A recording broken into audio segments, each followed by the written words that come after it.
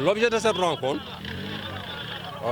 depuis 2018, le 26 décembre 2018, il y avait une assemblée qu'on avait organisée ici, qui s'est mal passée d'ailleurs, qui a été dissoute et qu'on est passé à des élections libres et transparentes.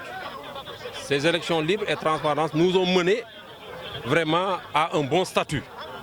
Parce que d'habitude, ils avaient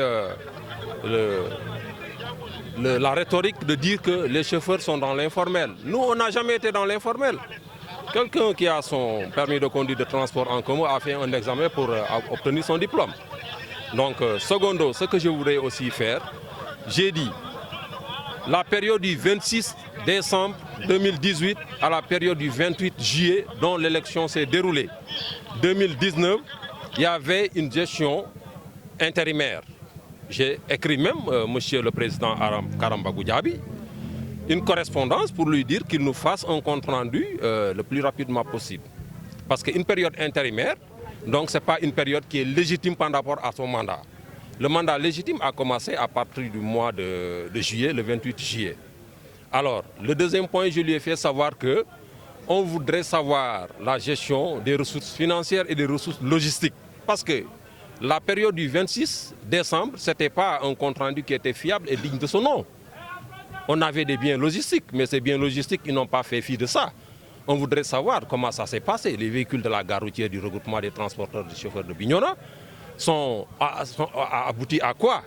Si aujourd'hui les véhicules continuent, on dit que les véhicules sont là en train de continuer. Si les véhicules ne continuent pas, ils n'ont qu'à nous montrer les épaves de nos véhicules avec nos cartes grises. Parce que c'est ça la légitimité, c'est ça la bonne transparence. Le troisième point, je l'ai demandé à ce que un règlement intérieur soit établi par l'ensemble des acteurs qui l'ont élu au suffrage universel. On le reconnaît, étant un président, c'est pour cela que j'ai eu au moins le respect de l'adresser une correspondance. Mais à ma grande surprise, vraiment, c'est déplorant pour un responsable de dire que ici c'est ma maison. Ici ce n'est pas sa maison. Sa maison demeure ailleurs. Ici c'est un bien commun des chauffeurs et transporteurs de la région du département de Bignona, qui dépend de la municipalité de Bignona. Instantanément, on peut nous soulever ici et on peut nous amener quelque part. Parce que ça, ce que les gens ne savent pas, ça c'est ce qu'on dit, ça c'est un domaine national. Vous accusez de mauvaise gestion. On l'accuse de mauvaise gestion parce qu'il n'y a pas de transparence. Le président de notre regroupement, Karambagou Diaby, parce que pourquoi je le dis, aujourd'hui, s'ils voulaient une transparence, ils allaient nous appeler et nous faire savoir que la période intérimaire qui est là, c'est ça que gérer. Nous, ce qu'on compte faire, qu'on organise une assemblée, il faut qu'on réhabilite notre règlement intérieur parce qu'il n'est pas digne de son nom. Il faut qu'il nous fasse des comptes rendus. Il faut qu'il y ait une commission d'enquête. On veut qu'on audite la gare routière parce que c'est subsidieux.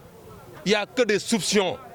Parce qu'aujourd'hui, quelqu'un qui travaille, qui ne fait pas de compte rendu, vous savez ce qui nous est arrivé? Le 26 décembre, il nous a présenté un bénéfice de 4 millions après avoir fait 2 mandats de cumul. Est-ce qu'il y a une transparence dans tout ça? 2 mandats de 5 ans, en 10 ans, ce n'est pas du tout normal. Il ne faut pas le passé c'est un passé, mais on se réfère du passé pour avoir un bon présent et on s'inspire du présent pour avoir un bon futur.